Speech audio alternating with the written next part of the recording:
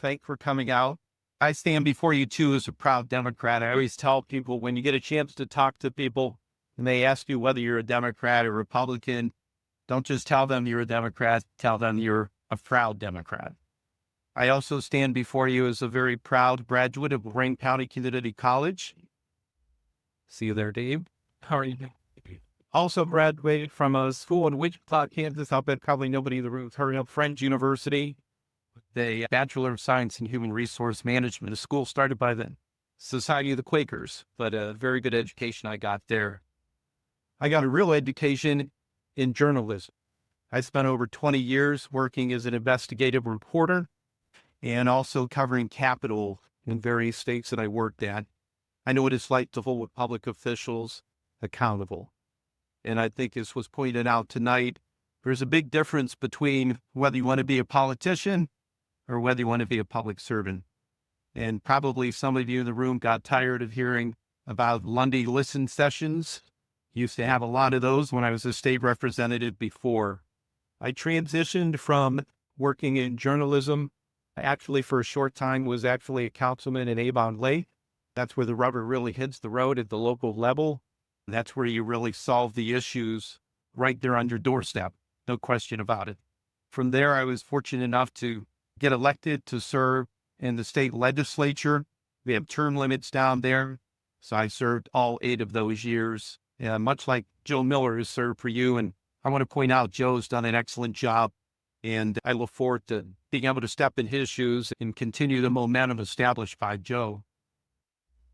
And then, because of term limits, I ran to be a county commissioner for Lorraine County, was elected to 2 terms. The important thing to point out is that I was not reelected. And I was not reelected because Democrats in some communities just simply did not come out to vote in 2022. Very low voter turnout in areas where I really needed Democrats to come out and vote. We knew it was going to be a close election. I lost by 136 votes out of 110,000 votes cast. So when you run into anybody in the community who says, I'm not going to vote, my vote doesn't count, please have them talk to me, okay? Because I can tell them how important their vote is. Now, Columbus. It's clear to everybody in the room here that folks in Columbus have turned their backs on. When I left there 10 years ago, I couldn't believe how much of a mess the Republicans were creating for this state. Quite frankly, it's gotten worse. They're not being held accountable. Let's start with school funding. This was brought up here tonight. It's still unconstitutional. It was declared unconstitutional back in the 90s. Still unconstitutional today. They're not trying to address that. It needs to be addressed. There's a reason why everything is getting pushed down to the local level and it comes down on your shoulders. There's a reason why you're paying higher property taxes. You're paying higher property taxes because they're not doing their job. It's not constitutional school funding needs to stop. We talked about vouchers here tonight. The state constitution says that there's supposed to be basically one education source that is supposed to be funded by state taxpayers. Actually, I believe the vouchers, and I think the court is soon going to prove that the voucher system too is unconstitutional. There goes that word again.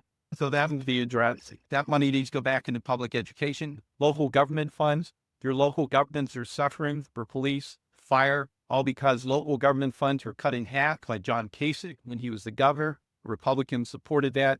That money needs to be restored to our local governments. It's going to require a lot of hard work. Anybody who knows me knows I'm not afraid of hard work. I do my homework. I read the legislation. I always go down there early, prepare for my committees, prepare for my floor sessions. And the important thing is that we'll be resuming the Lundy listen sessions. I want to hear what you want done in Columbus and how you feel about the issues. I'm asking for your support on May 5th. Thank you very much.